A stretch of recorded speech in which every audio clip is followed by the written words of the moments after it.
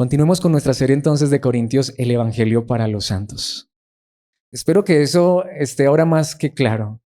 Todos los días necesitamos el Evangelio, la verdad de la palabra de Dios. Y mis hermanos, quiero aquí abrir un poco mi corazón. He estado preocupado porque venimos viendo Corintios y ya estamos en el capítulo 13 y hemos visto todas esas verdades en los capítulos anteriores. Y tú y yo podríamos pensar, qué bueno, qué maravilloso, qué verdad tan preciosa. La palabra de Dios nos ha hablado de temas como la cena del Señor, como los dones, como el cuerpo de Cristo, como la autoridad. Pero la pregunta es, ¿pero estamos viviendo esa verdad? Porque ahora ya hemos llegado al amor y podríamos pasar rápido esta serie. Les decía, creo que estamos exprimiendo el pasaje. Ya llevamos 2 enseñanzas viendo cada una de esas verdades que nos dice la palabra de Dios, que es el amor. Hoy vamos a ver la tercera parte de ese pasaje que estamos estudiando. Pero la pregunta que yo quiero que nos hagamos todos nosotros, cada uno de nosotros, de hecho más particularmente, es, ¿pero esa palabra está obrando en nuestras vidas? Porque no se trata de ser solo oidores, sino hacedores. Y ya la palabra de Dios nos ha hablado de la paciencia. El amor es paciente.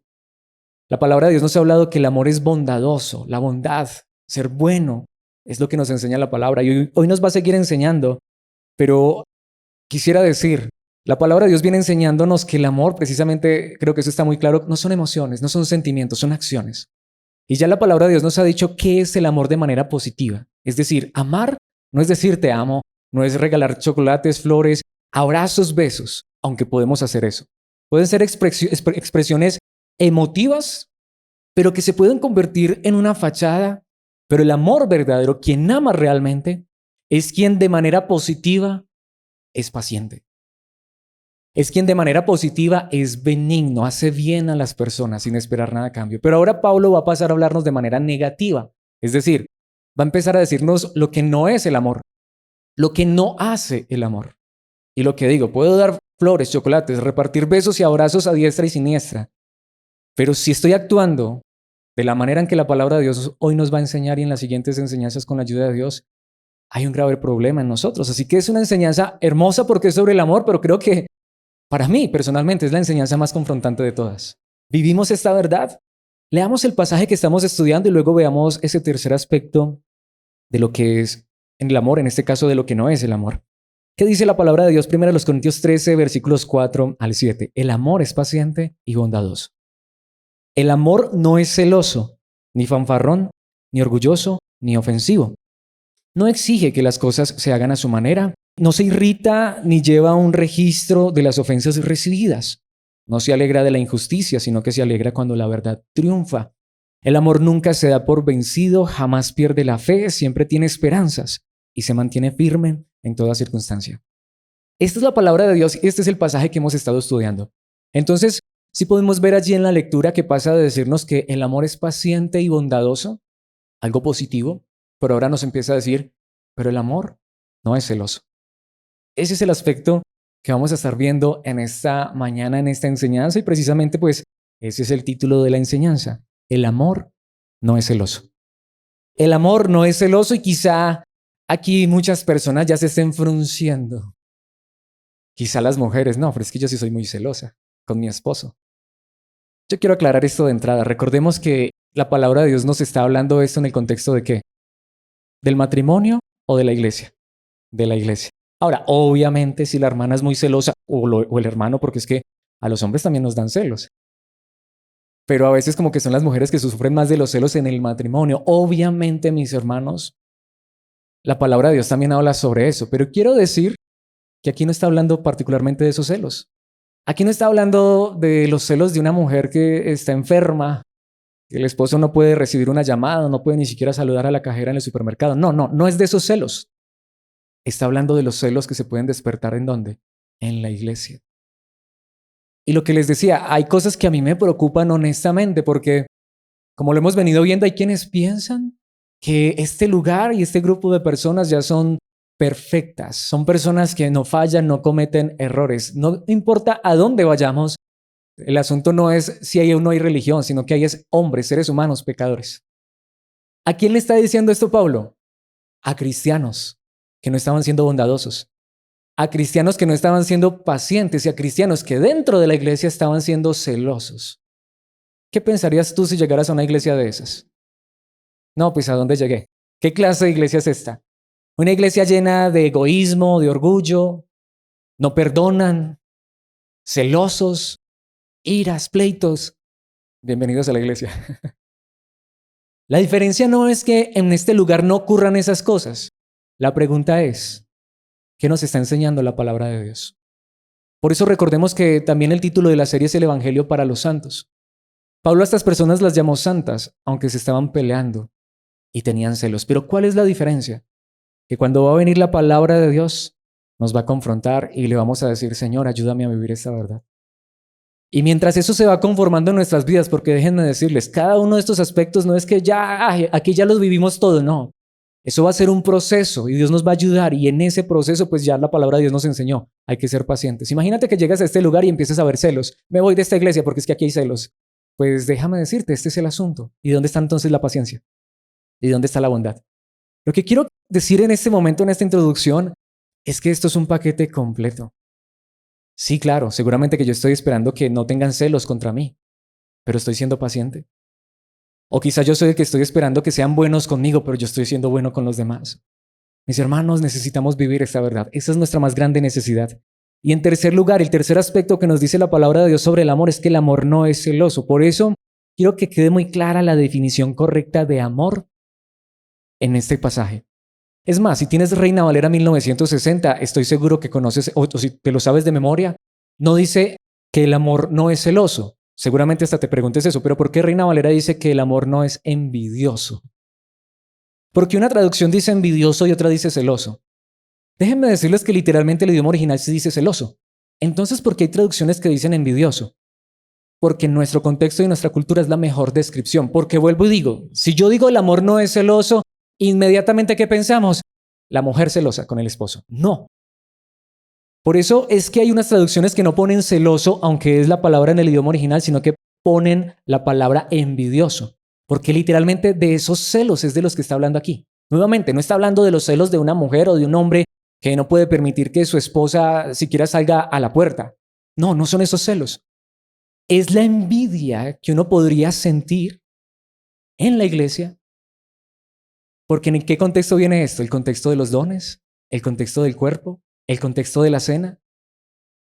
Es la envidia, los celos que yo podría sentir porque es que, mira, ¿y ese quién se cree? O porque ese está predicando y si apenas lleva 3 meses de asistir a la iglesia, en cambio yo llevo 10 años y ni siquiera me han puesto a limpiar una banca. Es esa la clase de celos de la que habla aquí. Por eso lo que digo, si uno simplemente lee el amor no es celoso, seguramente que va a haber una hermanita que va a decirle, mira mi amor, o el esposo a la esposa, mira mi amor, que la Biblia dice que el amor no es celoso y tú que me vives celando. No, está hablando de la envidia que yo puedo sentir. Es más, llevémoslo quizá de una manera muy práctica. Es cuando una persona recibe algo de parte de Dios y no reconocemos que es un don inmerecido. Y yo digo, pero ¿por qué Dios le dio eso a esa persona y a mí no? Si hasta yo soy mejor que esa persona. Esa es la clase de celos que está hablando aquí. Y eso es lo que no debería existir en la iglesia. Porque si todo lo estamos haciendo para la gloria de Dios y entendemos que no merecemos nada, y si algo somos es por la gracia de Dios, ¿cómo podría existir celos en la congregación? Alguien podría decir, pero ¿por qué Alex predica todo el tiempo a toda hora? Es que no hay más. Bueno, si Alex lo está haciendo bien para la gloria de Dios y Dios le dio el don, pues que predique Alex. Ahora, eso no significa que siempre lo tenga que hacer Alex. Al contrario, siempre les he dicho, hermano, prepárate, capacítate. Es más, yo a veces necesito descanso.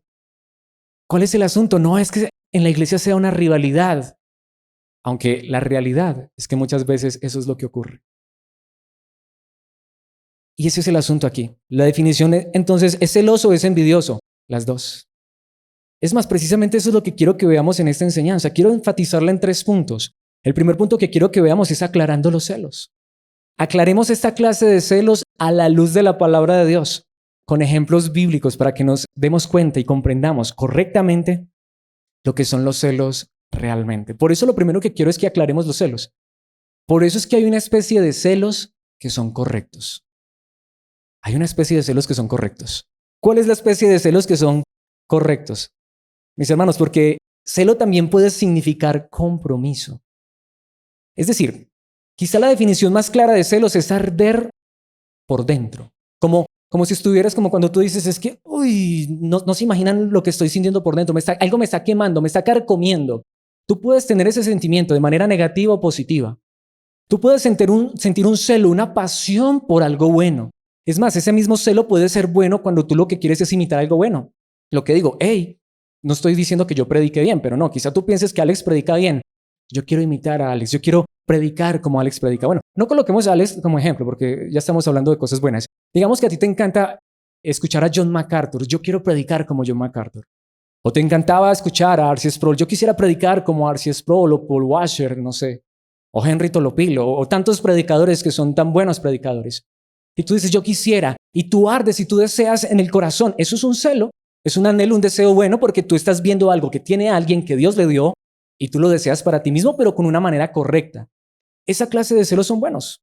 O cuando tú ardes de pasión porque no se están haciendo las cosas bien, entonces tú dices, Señor, yo quiero hacer las cosas bien, yo quiero honrar y glorificar tu nombre.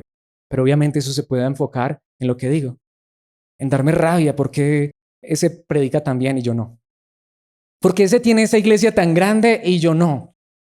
Porque ese tiene dones y yo no. Recordemos que ya la palabra de Dios nos dice, todos ocupamos un lugar importante en la iglesia, en la congregación, y hacemos parte del cuerpo. Ese es el contexto de esto. Así que aclaremos los celos. Hay una forma de celos que son correctas, ¿correcto? Que es correcto tanto que Dios mismo es celoso. ¿Qué dice Deuteronomio capítulo 6, versículos 14 y 15? No rindas culto a ninguno de los dioses de las naciones vecinas. ¿Por qué? Versículo 15. Porque el Señor tu Dios, quien vive en medio de ti, es Dios celoso. Entonces, si los celos o esta clase de celos de la que nos está hablando la palabra fueran malos, entonces Dios sería malo, pero por supuesto que Dios no es malo.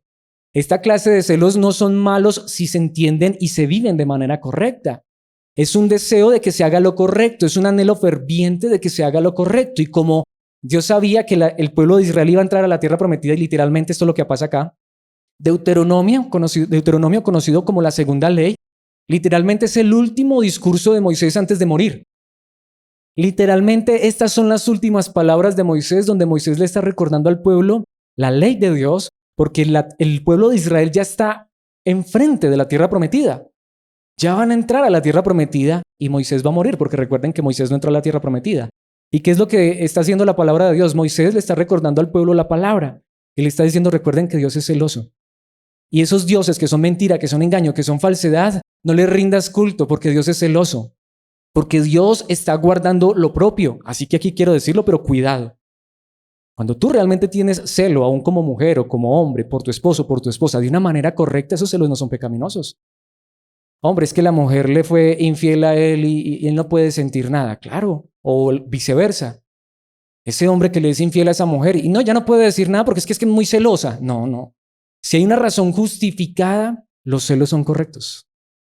Si a ti lo que te arde en el corazón es que aquí hay enfrente un hombre que se hace creer pastor y se siente pastor, pero que enseña mentira, engaño, falsedad, ahí sí deberías arder de celo porque se están haciendo las cosas mal. Pero es caso contrario. A veces las personas envidiamos más lo que no deberíamos envidiar y celamos más lo que no deberíamos celar. Cuando si hay algo que hay que celar es la verdad, como Dios lo hace en su palabra. Es más, quiero poner quizá el ejemplo más claro de celos. ¿Sabían que el Señor Jesucristo sintió celos? Ay, ¿cómo que el Señor Jesucristo sintió celos? No por una mujer. Los quiero poner en contexto. En el capítulo 2 del Evangelio según Juan hay una historia muy particular que seguramente todos conocemos, al menos por las películas. Resulta que Jesucristo está en el templo y ¿qué ocurrió con el templo? Lo mismo que ocurrió en muchas iglesias. Se convirtió en lugar de predicación en un negocio, en un mercado. Donde tú llegas y ya te están ofreciendo lo uno y lo otro y la iglesia no es un lugar de comunión y donde el alimento es la palabra, sino donde te sacan es el dinero de mil maneras. Y allí estaban los cambistas y estaban ya los del negocio y literalmente el templo se había convertido en un mercado. ¿Qué hizo el Señor Jesucristo? Dice que tomó unos látigos, unas sogas, hizo un látigo y empezó a tirar todo. ¿Quiénes se enojaron? Los líderes. Túmbale el negocio a los líderes y verá que ellos son los primeros que reviran. Pero, ¿qué dice la palabra de Dios? ¿Por qué el Señor Jesucristo hizo eso? ¿Qué dice Juan capítulo 2, versículo 17? Entonces los discípulos recordaron la profecía de las Escrituras que dice, el celo por tu casa me consumirá. ¿Qué fue lo que movió al Señor Jesucristo a hacer eso? El celo. Porque si las cosas estaban haciendo mal, Él no podía quedarse quieto, no podía quedarse callado. Seguramente que para esta época él era un rebelde, ¿sí? De esos que no se aguanta un cólico parado, porque les dañó el negocio. Mis hermanos, ese es el asunto. Hay un celo que es correcto. Cuando lo que tú y yo celamos es lo bueno. Y notamos que no es de manera egoísta. De hecho, aquí literalmente la cita es una cita de Salmo 69:9. Literalmente la palabra de Dios aún decía que eso es lo que iba a pasar con el Mesías prometido. Él iba a celar las cosas de manera correcta. Así que hay una clase de celos que es bueno. Es más, pensemos en lo que el apóstol Pablo nos dice en la segunda carta a los Corintios capítulo 11, versículo 2. Pues los celo con el celo de Dios mismo. Los prometí como a una novia pura a su único esposo, Cristo. Contexto del capítulo 11 de la segunda carta a los Corintios. Falsos maestros, falsos profetas. Pablo ardía por dentro. Esto lo consumía, lo quemaba, cuando se daba cuenta que las personas estaban siendo llevadas por un mal camino, por falsos profetas, por falsos apóstoles. Eso sí nos debe llenar de celo y arder. Eso sí nos debería descomponer, ¿sí? Porque no es un celo de manera egoísta. No es arder de pasión con un propósito egoísta o personal. Lo que digo, no es la esposa o el esposo que cree que cada mensaje que le llegó a la esposa ya es el mensaje de un amante. No, no.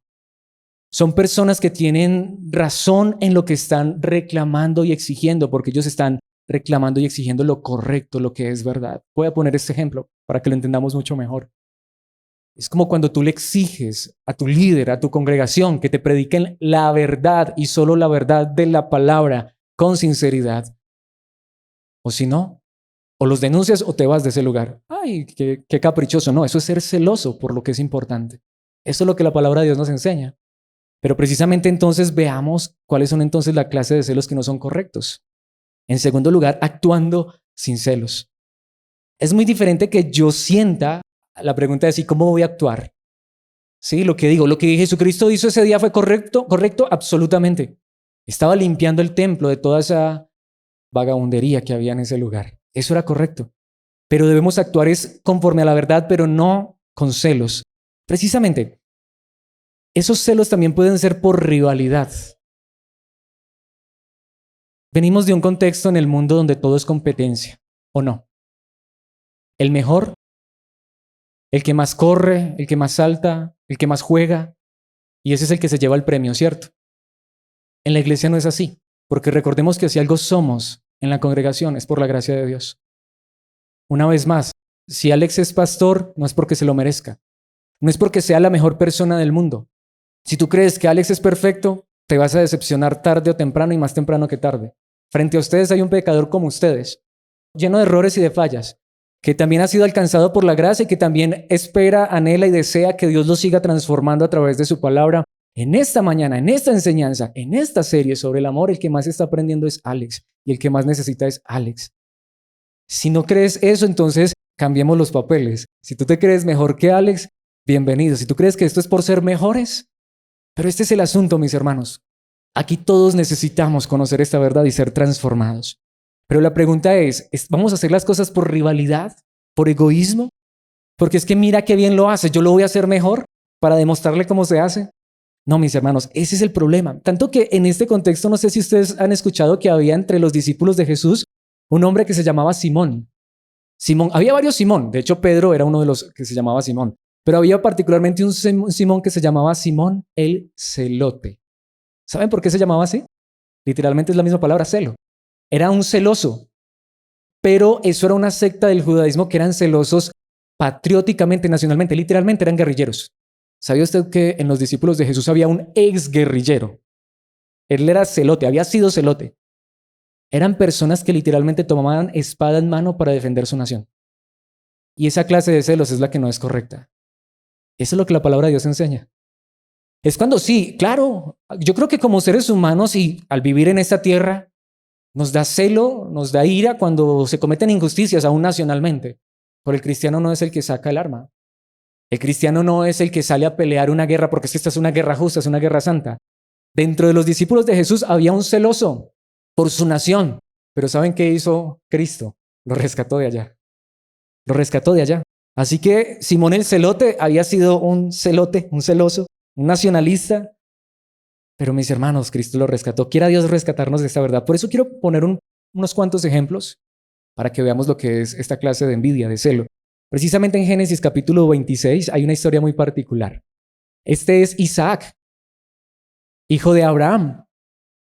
Al igual que en la época de Abraham hubo un momento en el que hubo una hambruna. Mis hermanos, eso no es nuevo, siempre ha ocurrido.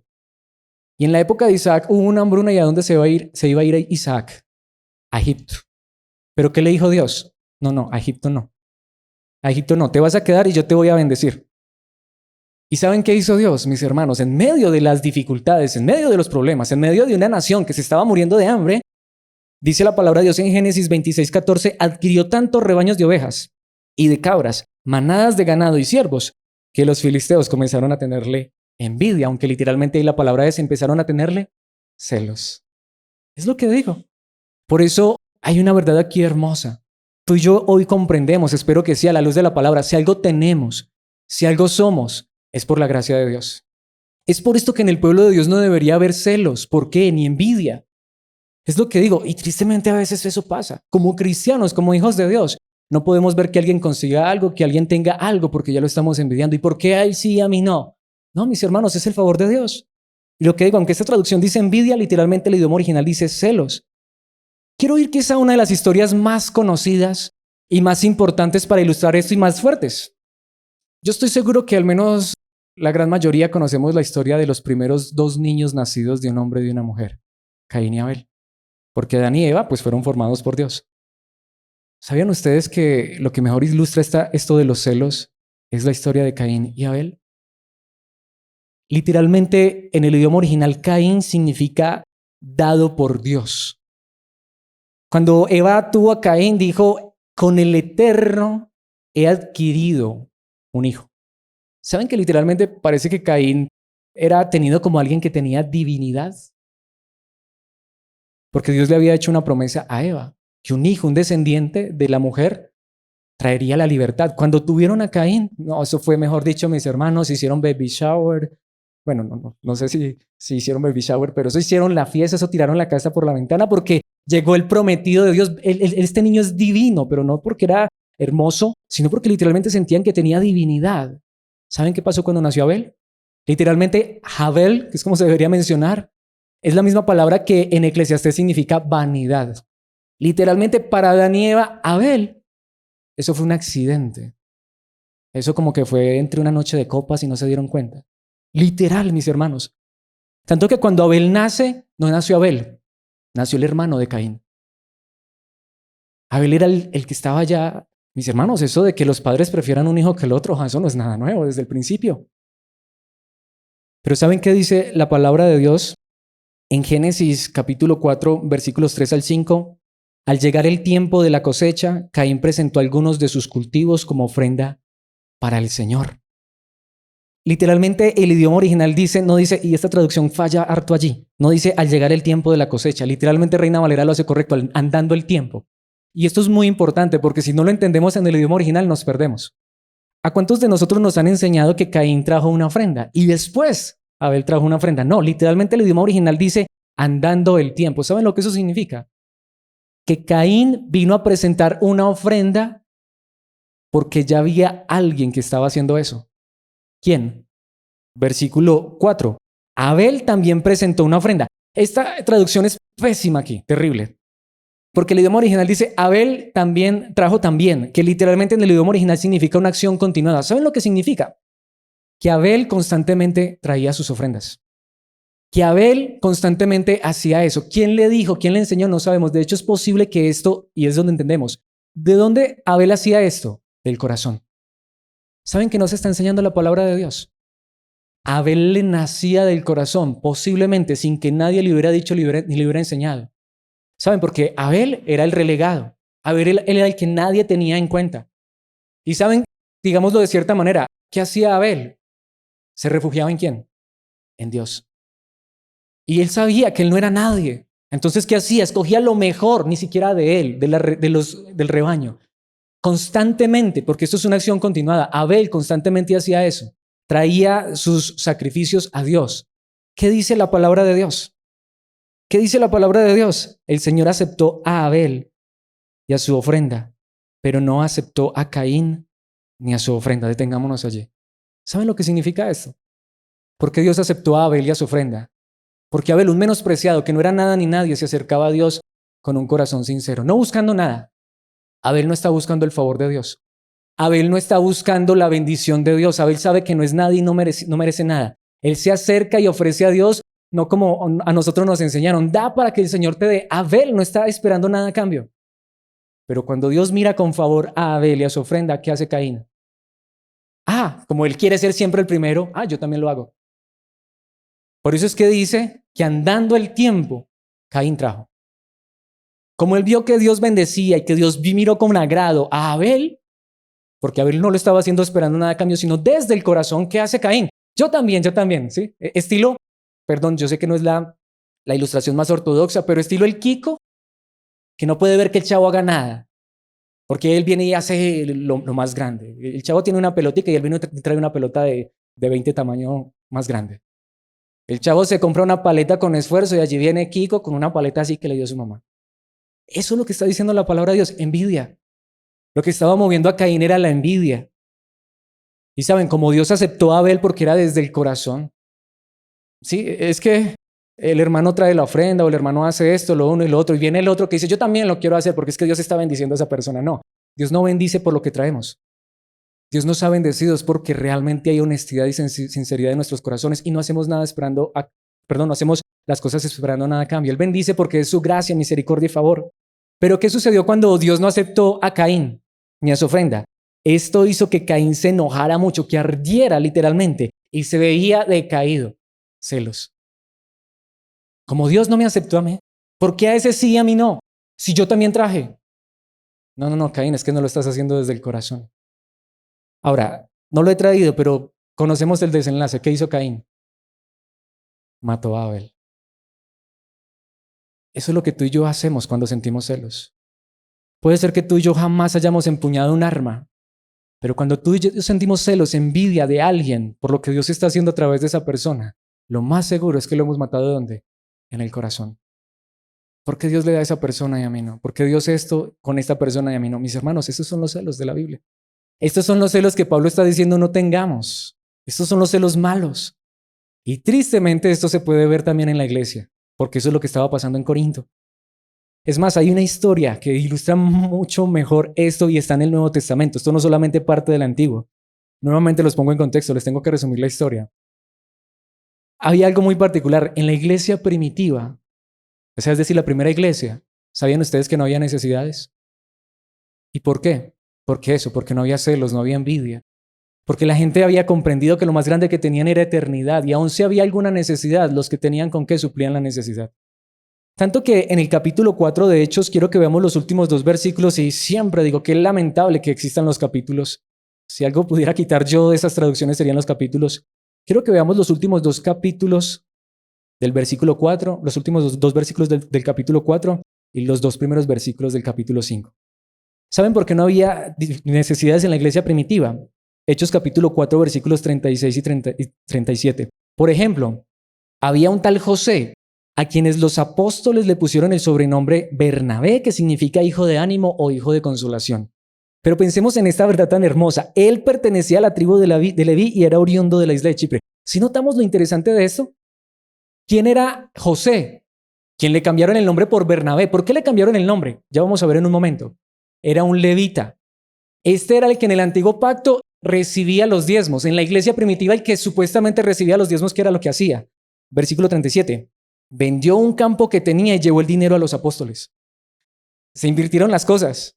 Ya no era la gente reclamando diezmos, sino aquellos que hasta en el antiguo pacto recibían los diezmos, eran los que más eran generosos y más daban a la iglesia. Y cuando este vendió el campo y trajo el dinero a los apóstoles, dice la palabra que lo repartieron para que no hubiera necesidades, para que todos tuvieran lo mismo. Esa era la iglesia primitiva, donde el que tenía compartía con el que no tenía. ¿Y saben cuál es el asunto, mis hermanos? ¿Qué pasó? Lo reconocieron y le cambiaron el nombre a José. ¿Ahora cómo se llamaba? Bernabé, hijo de consolación, hijo de ánimo. Porque es ese hermano que anda haciendo las cosas no para que lo vean, pero es que es ese hermano que cuando ve una necesidad y tiene con qué la suple. Es ese hermano que le encanta extender la mano de ayuda a los demás. Es ese que en lugar de venir a reclamar, porque era levita y podía reclamar el diezmo, venía era cómo podía ayudar, cómo podía dar. ¿Y qué hicieron los apóstoles? Le cambiaron el nombre. Este no es José, este es Bernabé. Lamentablemente ahí se acaba el capítulo, pero el idioma original literalmente dice pero, aunque esta traducción no lo dice, pero literalmente dice pero, capítulo 5, versículos 1 y 2, había cierto hombre llamado Ananías, quien junto con su esposa Zafira vendió una propiedad. Conocemos la historia, ¿cierto? ¿Qué dice el versículo 2? Y llevó solo una parte del dinero a los apóstoles, pero afirmó que era la suma total de la venta. Con el consentimiento de su esposa se quedó con el resto. Igualitico a Caín. Mis hermanos, ¿sabes dónde vamos? Ni siquiera dar.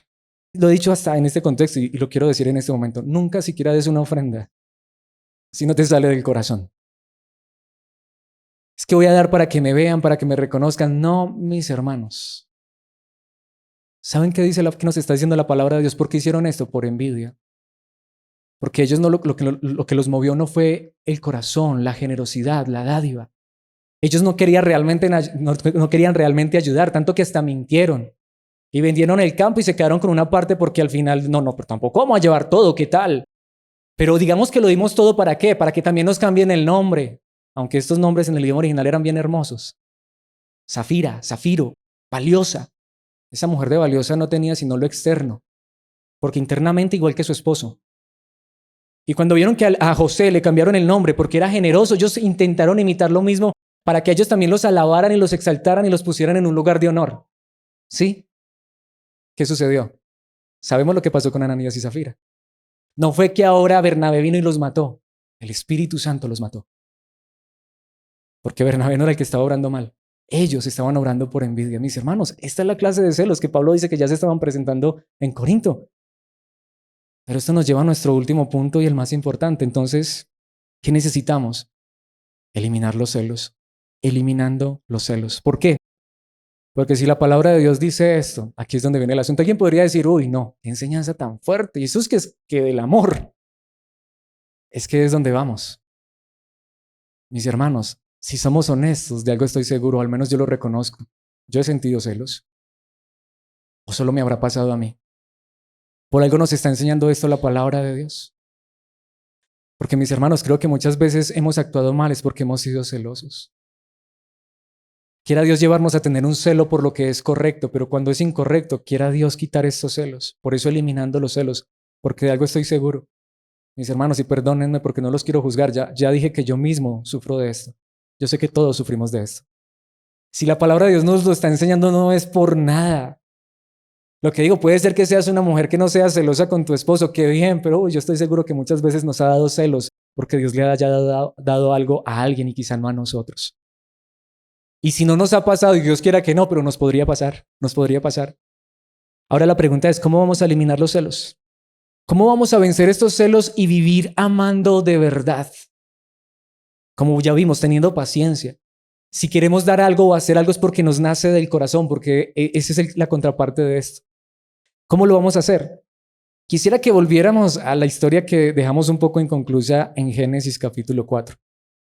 Antes de Caín matar a su hermano Abel, y después de que él se sintió enojado y bravo porque es que Dios aceptó a Abel, como yo soy el primero, pero ya aceptaron a otro, ¿qué dice la palabra de Dios en Génesis capítulo 4, versículos 6 y 7?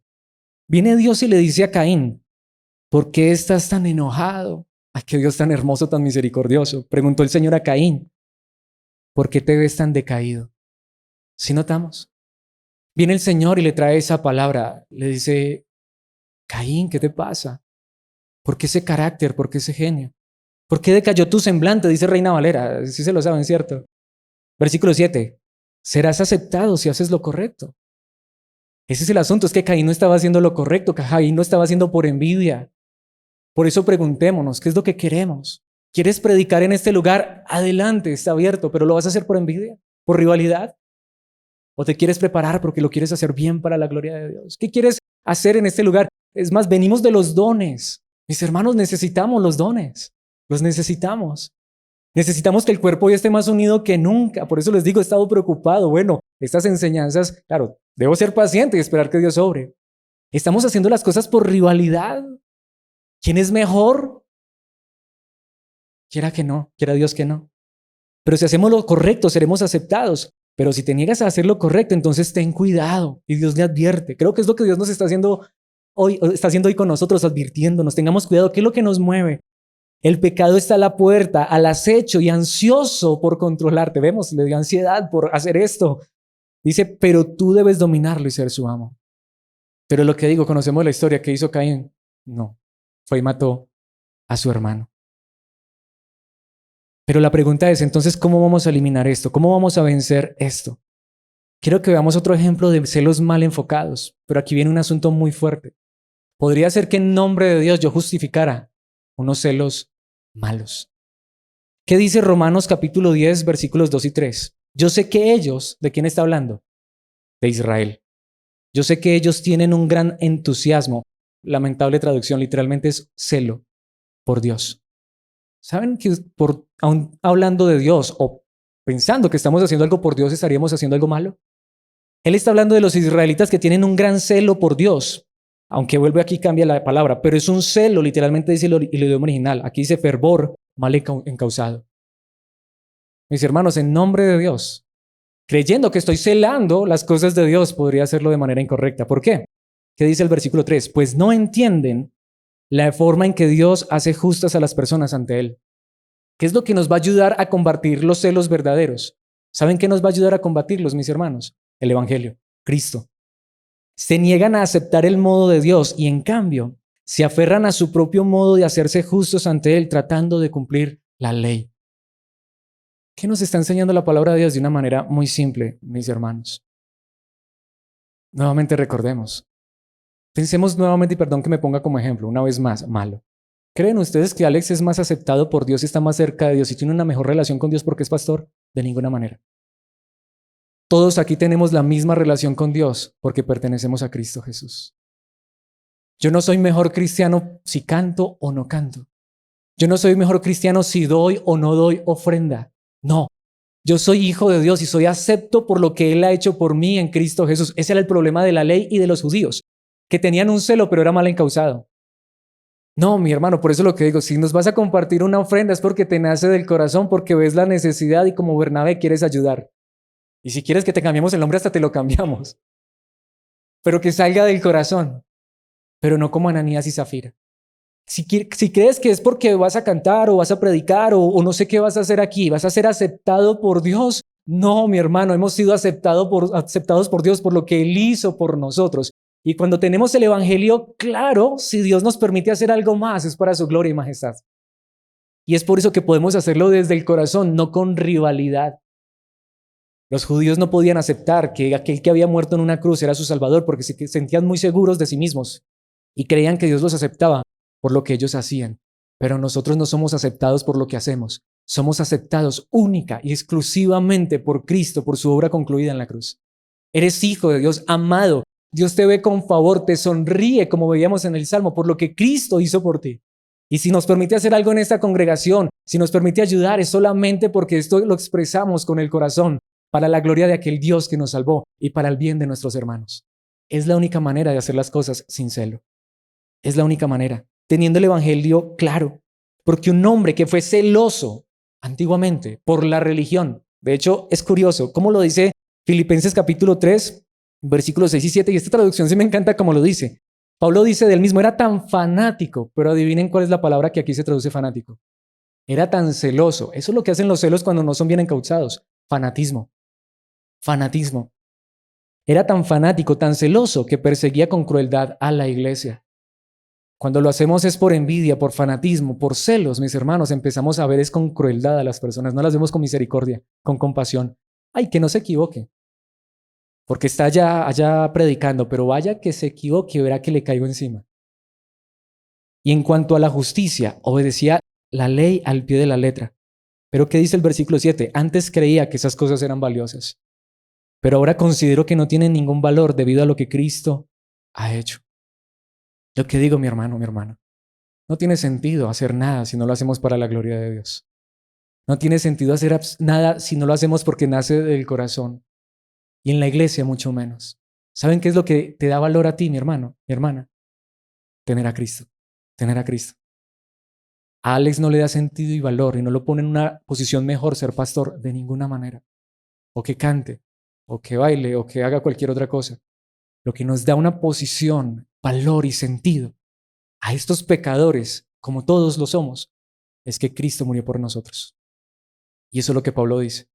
Yo antes hacía las cosas por querer ganarme el favor de Dios. Antes era un diezmador, un ofrendador y hacía todo por querer ganarme el favor de Dios. Ahora no. Ahora sé que soy acepto solo por Cristo. Por eso lo que ahora hago, lo hago es por su gracia, por su misericordia. Es la única manera de no tener celos, tener el evangelio claro, Cristo en el centro. Por eso que dice Gálatas capítulo 5, y de esta manera quiero concluir. Me encantaría ver todo el capítulo. Quiero que veamos unos cuantos versículos que nos enseñan esta verdad hermosa, cómo vivir sin celos. Quiero que vayamos al capítulo 5, veamos unos cuantos versículos. Vayamos, por ejemplo, a los versículos 14 hasta el 16 en primer lugar. Pues toda la ley, aquí está, puede resumirse en un solo mandato. Ama a tu prójimo como a ti mismo. Si todo lo que hiciéramos fuera por amor, lo que digo, si das una ofrenda, dala por amor. Si asistes a este lugar, hazlo por amor, porque amas su palabra. Si quieres predicar, hazlo porque te apasiona la verdad de Dios y quieres hacerlo para la gloria de Dios. Todo lo que queramos hacer, hagámoslo. Este lugar está abierto para que todo lo que hagamos lo hagamos para la gloria de Dios, pero que lo hagamos no por celo y rivalidad, sino porque entendemos que lo más importante es expresarnos amor. Versículo 15. Pero si están siempre mordiéndose y devorándose unos a otros. Mis hermanos, esto estaba pasando en la iglesia en Galacia. Imagínate que llegas a una iglesia de estas y sales corriendo. Seguramente, pero donde quiera que vayas, vas a tener que salir corriendo si estás buscando perfección. En Galacia se estaban mordiendo y devorando unos a otros. ¿Con qué? Lo vamos a ver en un segundo. Tengan cuidado. Corren el peligro de destruirse unos a otros. ¿Eso estaba pasando en la iglesia? Sí. ¿Qué necesitaban? El evangelio, Cristo, su palabra. Versículo 16. ¿Cómo es que vamos a vencer esto? Por eso les digo, dejen que el Espíritu Santo los guíe en la vida. Mis hermanos, el Espíritu, que sea el Espíritu quien me mueva a hacer las cosas correctas, entonces no se dejarán llevar por los impulsos de la naturaleza pecaminosa. ¿Qué está diciendo Pablo? Una verdad muy maravillosa, fuerte pero maravillosa. Bienvenidos a la vida cristiana. Aquí todos, empezando por el que está enfrente, no dejamos de sentir. A veces sentimos celos, envidia, sí. Pero ¿qué necesitamos? Que sea el Espíritu quien nos controle. En el mismo capítulo saltemos a los versículos 19 y 20. Cuando ustedes siguen los deseos de la naturaleza pecaminosa o de la carne, porque estamos todavía en un cuerpo de carne, los resultados son más que claros. Ahí está. Inmoralidad sexual. ¿Le podría pasar a los cristianos? Lamentable, pero sí. Impureza. Pasiones sensuales. Versículo 20. Idolatría. Como lo veíamos el miércoles, podríamos ser idólatras sin estatuas. Hechicería. Empezar a confiar mejor en el hechicero que en Dios. Hostilidad, peleas y ahí está. Celos. Arrebatos de furia, ambición egoísta, discordias, divisiones y la lista sigue. ¿Le podría pasar eso a los cristianos? Sí. ¿Podríamos estar viviendo celos y rivalidad en este lugar? Sí. Dios quiera que no, pero podría suceder. Lamentablemente sí. Pero ¿qué dice el capítulo 5, versículos 24 y 25? Es muy hermoso, mis hermanos. Los que pertenecen a Cristo Jesús. Y aquí está la clave. Han clavado en la cruz las pasiones y los deseos de la naturaleza pecaminosa y los han crucificado allí. ¿Qué significa? Si en algún momento sentimos envidia, llevemos ese sentimiento ¿a dónde? A la cruz. A la cruz. Ya Dios me dio todo lo más grande. Es que Dios le dio esa casa al hermano. Mis hermanos, Dios dio a su hijo en una cruz para salvarme. ¿Qué es mejor, una casa o la cruz? Es que Dios le dio dinero, el negocio, o es que Dios sanó, o es que Dios le dio ese don a ese hermano. Mis hermanos, son regalos para servirnos unos a otros. Pero lo más grande que Dios tenía para darnos, lo hizo en esa cruz con su hijo. Te lo aseguro, mira todos los días a esa cruz por fe y todo eso desaparecerá.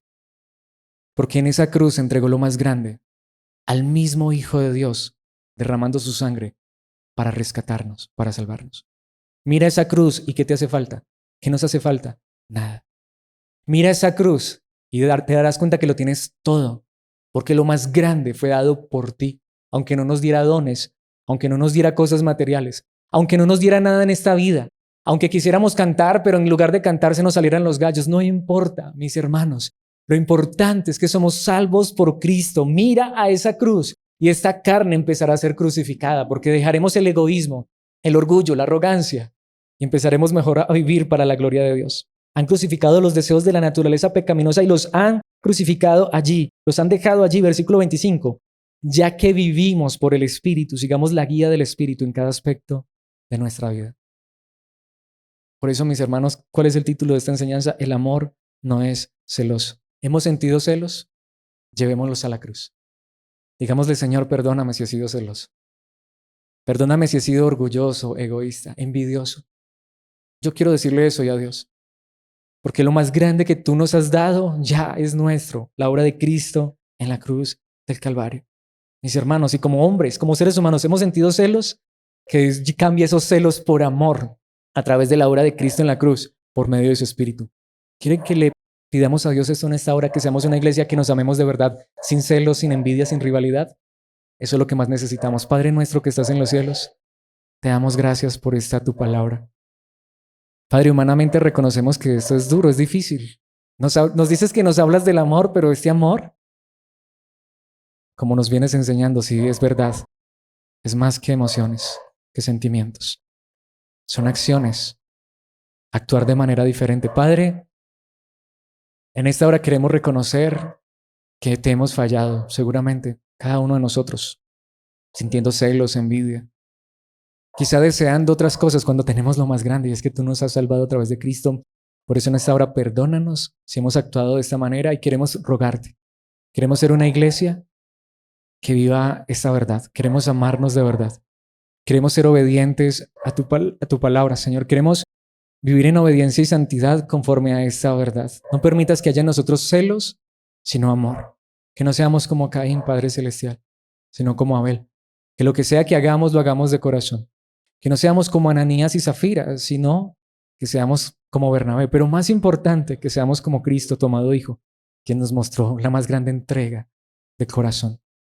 Que a través de tu Santo Espíritu hoy seamos conformados a tu imagen. Una vez más, perdónanos si hemos sido celosos, envidiosos, pero hoy venimos reconociendo que solamente tú puedes transformarnos y cambiarnos. Gracias por enviar a tu Hijo a morir en esa cruz hace ya casi 2000 años, pero Padre, que esa obra siga siendo real y vigente en nuestras vidas, que cada aspecto de nuestras vidas que aún falta por ser sometido a ti, a tu palabra de tu verdad, sea sometido hoy y todos los días a través de tu Santo Espíritu, recordándonos la obra de Cristo en la cruz, para que así seamos una iglesia que ama de verdad. Esta es nuestra petición, nuestra más grande necesidad, la cual hacemos delante tuyo en humildad, reconociendo que solo tú lo puedes hacer en nuestras vidas. Esto te pedimos, Padre amado, en los méritos de Cristo, tu Hijo. Amén y amén.